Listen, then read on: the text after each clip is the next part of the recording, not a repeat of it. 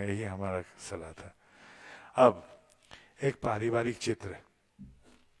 परिवार का शुरुआत शादी में ऐसा हुआ था, उन दोनों परिवार में, उनके परिवार में पति पत्नी की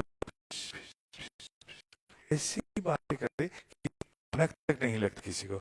अब हाल में दिन जैसे बढ़ते गए तो कुछ चिल्ला चिल्ला आदमी कब होता है, दूर हो जाता है। जब दूर में खड़ा है, "अरे दादा", नहीं तो वो दादा, ऐसा करके होता है, फर्क होता है। तो चिल्लाता क्यों है? ये लोग चिल्लाते हैं इसलिए कि इनके शरीर नजदीक है लेकिन मन दूर कर चुका है। मन जब दूर हो चुका है इसलिए इनको एक दूसरे से चिल्ला चिल्ला के बात करना पड़ता है, झगड़ा का वातावरण ऐसा महसूस करने लगे। एक समय से वो लोग की शादी टूट सकता है।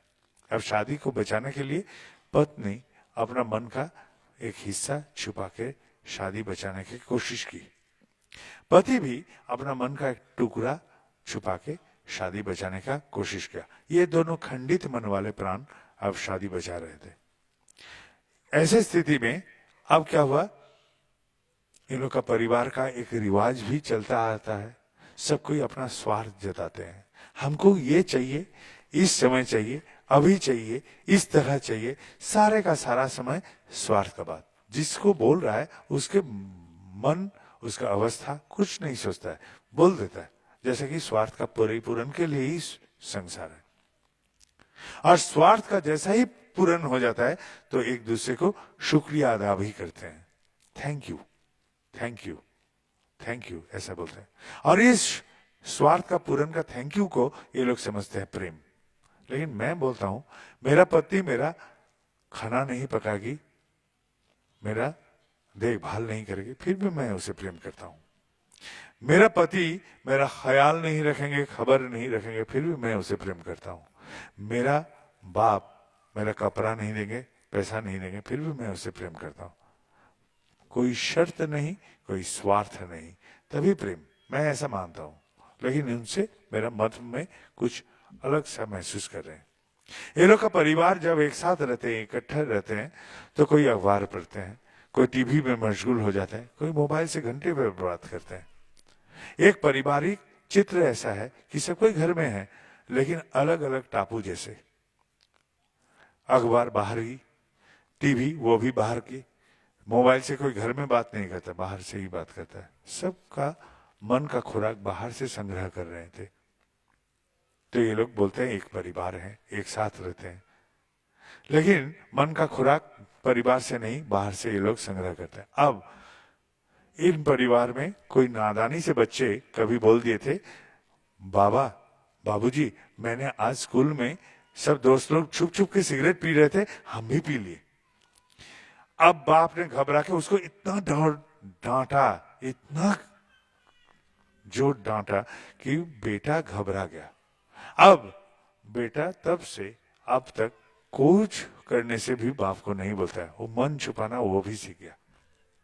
बेटी कभी बोली थी, माँ मुझे वो लड़का पसंद है, माँ ने इतना कोसा, घबरा गई बेटी। शायद अभी भी आंख में चली लगाती है, फोन पर बात करती है, इशारा होता है, और माँ को सारे का सारा बात छुपाती है, वो भी मन छुपाना सीख गई। इस परिवार में सब कोई अपना अपना मन छुपाना सीख गए। यही था पारिवारिक चित्र। एक बाल्टी पानी में यदि हम एक कंकड़ डालेंगे तो क्या होगा, तरंग पैदा होगा, तरंग पैदा होगा। लेकिन यही कंकड़ यदि समुद्र में डालें, बड़े नदी में डालें तो क्या होगा, तरंग खो जाएगा, क्योंकि पानी बड़ा है, विशाल है। ये लोग का परिवार में यदि पति पत्नी का मन थोड़ा सा विशाल रहता तो ये लोग का झगड़ा झमेला संघात नहीं आता। ये लोग का परिवार में मन थोड़ा सा विशाल रहता तो बच्चे के नादान गलतियों को ये लोग ग्रहण करके इसका निराकरण समाधान दे पाते, ये लोग नहीं दे पाए, डांट के और भी जटिल बना दिए। साइकोलॉजिकली, मनस्तात्विक रूप से बच्चे का मन को थोड़ा सा जटिल बना दिया।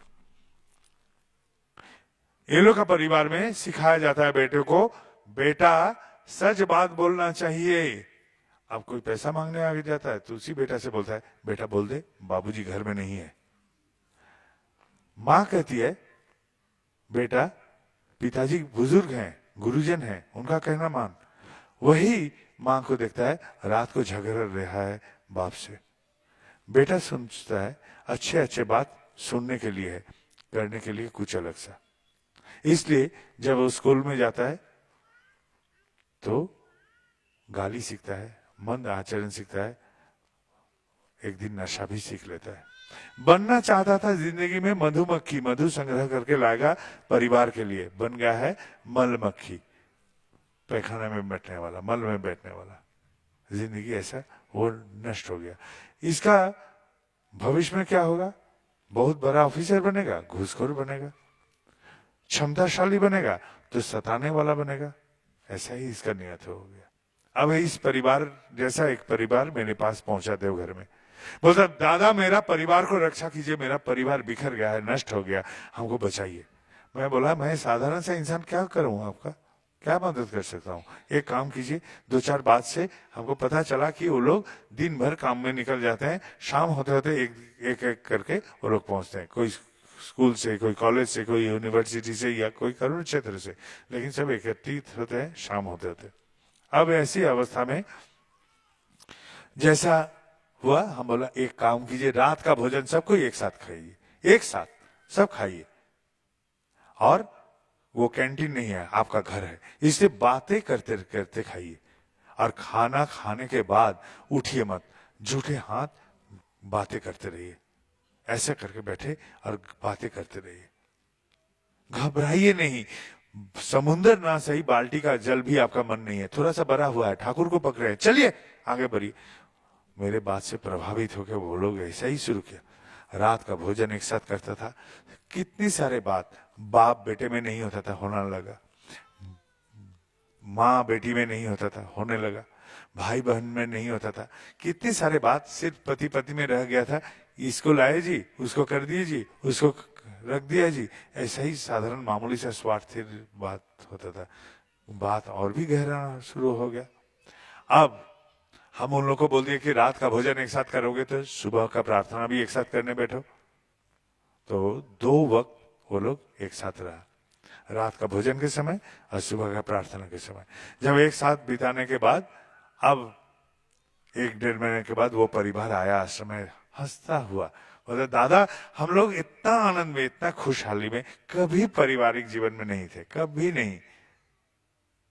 मैं एक बात बताऊं, आप लोग का परिवार खुशहाली में है, आनंद में है, उत्साह में है, सुंदर है। यदि ये नहीं करते हैं तो शुरू कर दीजिए, कम से कम एक साथ पारिवारिक जीवन का 2 वक्त कम से कम गुजारने का कोशिश कीजिए, रात का भोजन एक साथ कीजिए, दिन का प्रार्थना एक साथ कीजिए, फिर निकल जाइए अपने अपने काम में। क्या होगा वही पूछ रहा मन। अरे जिस माँ ने हाथ जल गया था खाना पकाने के समय, किसी ने नहीं देखता था, किसी ने नहीं पूछता था क्या हुआ है, आज बेटी आके मलहम लगा देगी। जिस बाप ने कमर में हाथ लगा के टहलता था घर के आंगन में, किसी ने नहीं पूछा था, आज बेटा बोलेगा बाबूजी आप लेटिए, आपका कमर हम थोड़ा मालिश कर देते हैं। जिस बेटे को किसी ने नहीं टोका आज तक, आज बाप बोलेगा कि बेटा नशा करना छोड़ दे, नशा का लत लग गया तो तेरा जिंदगी बिखर जाएगा, भविष्य में तेरा अपना खुद का परिवार होगा वो भी बिखर जाएगा। हमको देख के यदि भ्रमित हुआ है तो ठाकुर देख के चल, ठाकुर है इस घर के मालिक, हम उनका प्रतिनिधित्व कर रहे हैं इस घर में, बनना है तो उनके जैसा बन। हो सकता है इन बातों से प्रभावित होके मेरे मलमक्खी बेटा फिर से मधुमक्खी बनने का कोशिश करेगा। बेटी को माँ बोलेगी सारे दिन संसार का थकान से हम नींद में सो जाते हैं, और बीच रात को तू जब उठती जगती तेरे सहयोग के लिए हम जग जाते हैं, या तो गीला कपड़ा बदलने या तो तेरे पेट भरने के लिए। मुझे उस वक्त उस थकान के बावजूद भी समर्थ हुआ सिर्फ तेरे प्रेम के लिए, मैं तेरे प्यार के खातिर समर्थ हुआ तुझे सहयोग करने के लिए। आज यदि बेटी तू उलट चलती है तो मेरे मन में कष्ट होता है, तू ऐसा मत कर। ऐसा बातों से हो सकता है ये परिवार में बंधन आएगा, ऐसे बंधन वाले परिवार से समाज का कल्याण, परिवेश का कल्याण, देश का कल्याण, आसमान से कोई नहीं टपकेगा मेरा पारिवारिक कल्याण करने, ना कोई नेता मंत्री आके हमारा कल्याण करेगा। कल्याण करना है हमको, अच्छे कार्यक्रम देखेंगे टीवी में बैठ के खाना बनाने का, दिन भर देखते रहिए, एक दाना भी आपका पेट पे मुनासिब नहीं होगा। लेकिन उस कार्यक्रम को देख के घर में बना लीजिए, खाना पक गया, उसी खाना को खाइए, पेट भी भर गया, खाना भी बन गया घर में। पारिवारिक जीवन में अच्छे अच्छे चीज खाली देखने से नहीं, उसको अपनाइए और लेके चलिए जिंदगी को, ऐसा करके चलिए। क्योंकि जिंदगी है एक तेज बहाव नदी, वो चलते रहेगा, भागते रहेगा। जिंदगी का नदी का रफ्तार ऐसा है। उस नदी में यदि हमको नाव बांधना है तो क्या करना है, पार का जो गाछ है उसके साथ बांधना है। यदि नहीं रहता बंधन तो क्या होता, वो बिखर के भाग जाता, पत्थर से टक्कर खा जाता, खाड़ी में गिर के चूर चूर हो सकता। लेकिन इस बंधन से क्या होगा, मेरा जीवन नहीं है, हिलेगा डुलेगा, भागेगा नहीं। यही बंधन है दीक्षा। सैकड़ों मिलेगा जो बोलेगा दीक्षा लिए हैं कुछ नहीं मिल रहा। हम बोलेंगे अरे पंखा लेके 1000 साल बैठे रहोगे, हवा खाओगे तुम? कैसे खाओगे? हवा खाने के लिए हाथ हिलाना पड़ता है। तो दीक्षा लेके भी तुमको कुछ करना पड़ेगा, तब तुमको मिलेगा कुछ। दीक्षा क्यों ले? एक गाय चढ़ते चढ़ते कहीं जंगल किनारे भटक के रह गया था, सारा का सारा चला गया मालिक के साथ, वो रह गया। अब शाम जैसा ढला तो एक बाघ ने उसका पीछा किया, भागते भागते कचरे में जाके गाय फंस गया। अब गाय को पकड़ने बाघ भी कूदा तो वो भी फंस गया। अब दोनों जानवर जब से फंस गया तो दोनों ही कोशिश किया, एक भागने का एक पकड़ के खाने का। जब दोनों नाकामयाब हुआ तब बाघ ने बोलता है देख कच्चा सूखेगा तो मैं उठ के पहले तुझे खाऊंगा। तो गाय ने हंसना शुरू कर दिया, अरे तू क्या हमको खाएगा? मेरा कान तो एकदम पूरा खरा है, वहां सुन रहे हैं चहल पहल का, शंख का घंटा का आवाज आ रहा है, यानी कि मेरा मालिक मुझे ढूंढने के लिए निकल पड़े हैं। वो तो हमको यहां से उद्धार कर ले जाएंगे।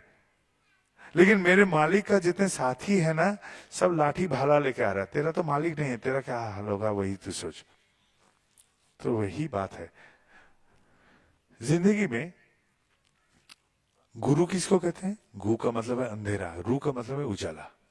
जो अंधेरे से उजाला में ले जाता है वही है गुरु।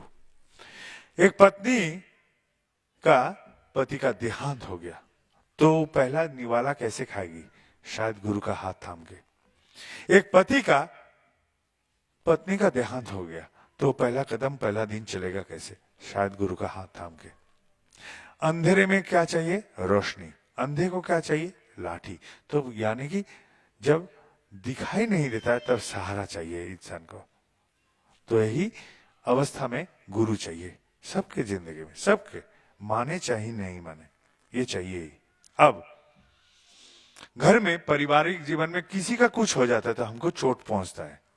चोट कहां पहुंचता है? शरीर में कभी नहीं, चोट पहुंचता है मन में। इस मन को चोट पहुंचता है। ये मन है वो विशेष यंत्र जो ईश्वर ने हमको देके भेजे हैं। इसलिए अंग्रेजी में शायद बोलता है God created man of his own image, अर्थात हमको उन्होंने उनका ही प्रतिबिंबित रूप बना के भेजे हैं। इस मन के सहारे हम हाथी को बांध सकते हैं, घोड़े पर सवार हो सकते हैं, कर सकते हैं। शारीरिक बल से इनसे समर्थवान नहीं है, फिर भी मैं मन के बल से इसको बेबस कर सकते हैं। मन से ही जंतु से मेरा फर्क होता है। जीव जंतु क्या चाहता है? आहार, निद्रा, मैथुन, इसी से जंतु खुश है। लेकिन हम इंसान इसमें खुश नहीं है। यदि मन है तो सुंदर कैसे बने? यदि सुंदर है अति सुंदर कैसे बने? ऐसे अभिलाषा जहां जगता है वही है मन। इस मन को ईश्वर ने इसलिए दिए हैं ताकि हम जिंदगी को इसके सहारे आगे बढ़ाएं। हम कहां से आए हैं? हम बंदर से आए हैं। विज्ञान बोलता है बंदर से बदलते बदलते तब्दील होते होते हम इंसान में बदल गए। तो बंदर का छाप मेरे में रह गया। एक टोपी वाला था, टोपी बिक्री कर रहा था, बेच रहा था, थके थकान एक गाछ के नीचे बैठ गया। जब नींद जब टूटी तो देखता है टोकरी में एक भी टोपी नहीं। कहाँ गया? सारे का सारा बंदर टोपी पहन के हुप हाप कर रहा है घास के ऊपर। बहुत कोशिश किया लेकिन व्यर्थ हुआ।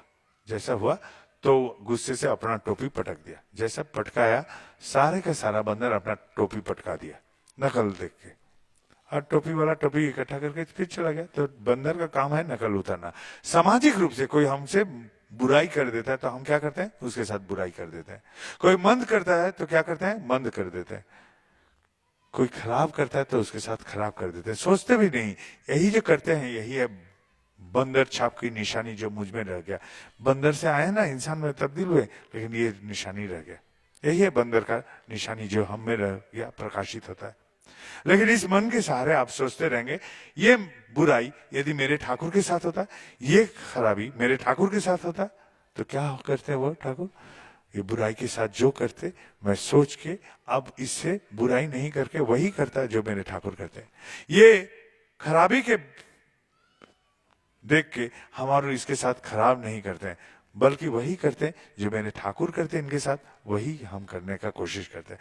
ये जो करते हैं यही है ठाकुरत्व जगना। ये ना जगने से ना मेरा कोई ठाकुर है ना आप सबका कोई ठाकुर है, खाली नौटंकी चल रहा है ठाकुर को लेकर। ये भावना पहले आना है, यही है ठाकुरत्व। ठाकुरत्व नहीं जगने से ना मेरा ठाकुर कोई है ना आपका किसी का ठाकुर है। क्यों करते हैं ऐसा? क्योंकि अज्ञानी वही है जो मंदिर में खोजेगा भगवान को, मूर्ति में खोजेगा भगवान को, मनुष्य में खोजेगा भगवान को। मंदिर में जाके गदगद होगा, इसका मतलब अज्ञानी। मूर्ति देखे गदगद हो जाएगा, इसका मतलब अज्ञानी। बाबाईदा को देखे गदगद हो जाएगा, इसका मतलब अज्ञानी। और ज्ञानी कौन है? जो खुद के भीतर जागरूक करता है। जैसा मंथन करने से मक्खन का उत्थान होता है, हर अदाओं में, हर चरित्र में, हर प्रकाश में, हर भंगी में वो ठाकुर का प्रकाश करते रहेगा। हर प्रकाश में जैसा कि ठाकुर झलकेगा, ऐसा करके वो सोच सोच के, बुद्धि करके करते रहेगा। और इस बुद्धि के साथ करते करते करते करते एक दिन उसका बुद्धि का आवश्यक नहीं पड़ेगा, वो संस्कार में बदल जाएगा। ये आचरण उनका संस्कार में आ जाएगा। संस्कार क्या है? हम लोग पैखाना में जाते हैं, सोच करते हैं, चिंता नहीं करते हैं, सोच करें ही ना करें, किए थे कि नहीं, यही है संस्कार। जो सतत हो चुका है वही संस्कार। ठाकुर चलन जब मेरा संस्कारगत हो जाएगा, तब भीतर से कोई बोल के उठेगा, लाली मेरे लाल की जित देखे तित लाल, लाली देखन मैं चली मैं ही हो गया लाल। प्रिया का रंग रूप देखते देखते, निहारते निहारते मैं ही उस रंग रूप में समा गया। आदमी बोलेगा तुमको देख के लगता है ठाकुर जी का आदमी। और मूर्ख पूछेगा तुम्हारा ठाकुर कैसा है? हम बोलेंगे हमको देख के समझ ले मेरा ठाकुर कैसा है, हमको देख के समझ ले। तो मेरे भीतर से यदि ठाकुर प्रकाशित हुए तो क्या सब कुछ हो गया? ठेंगा हुआ। ये तो एक सीढ़ी का पायदान था। दूसरा करी, दूसरा कर्तव्य ऐसा है। नारद ने कभी भगवान से पूछे, हे भगवान आप कहाँ रहते हैं? भगवान ने जवाब दिया, नहं तिष्ठामि वैकुंठे जोगिनं हृदयानं नच। मैं वैकुंठ में नहीं रहता हूं, जोगी के हृदय में नहीं रहता हूं। मेरा भक्त जहां मेरा गुण कीर्तन करते वहीं मैं विराजता हूं। यानी कि जब हम जाजन करते हैं वही मेरे ठाकुर विराजते हैं, और जहां मेरे ठाकुर विराजते हैं वही है सत्संग, वही है स्वर्ग। यानी कि हम जाजन करना मतलब है सत्संग रचाना, स्वर्ग रचाना। हम पहले सब्जी वाला के पास जाते थे, किराना दुकान में जाते थे, कर्म क्षेत्र में जाते और आते। लेकिन अभी नहीं, अभी वो सब्जी वाला के साथ ठाकुर जी का बात बोलते हैं, कर्म क्षेत्र में जाके ठाकुर जी का बात बोलते हैं, किराना दुकान में, ऑटो में, यहां तक भी वो जो पैसा उधारी लिए थे वो आदमी उधर से आने से हम इधर भाग जाते थे, अभी भागते नहीं है। हम समझ गए हैं कि धर्म का जगत वीरों का जगत है, कायरों का नहीं। इसलिए हम पहले उनके पास पहुंच जाते हैं और जाके एकदम हाथ जोड़ करके बोलते हैं, गाली देना है दादा गाली दे दीजिए, कोसना है तो कोस लीजिए, लेकिन इस बार इस महीना हम आपको नहीं दे पाएंगे पैसा, लेकिन अंत में हम आपको दो ठाकुर जी का भी बात बोल के जाएंगे। ये जो हम बोलते आए, ये बोलने से क्या होगा? जाजन करने से क्या होगा? समाज में सत्संग और स्वर्ग रचना होते रहेगा। और इससे क्या होगा? एक मित्रता पैदा होगा समाज में, और इस मित्रता को बोला जाएगा प्रिय बांधवता।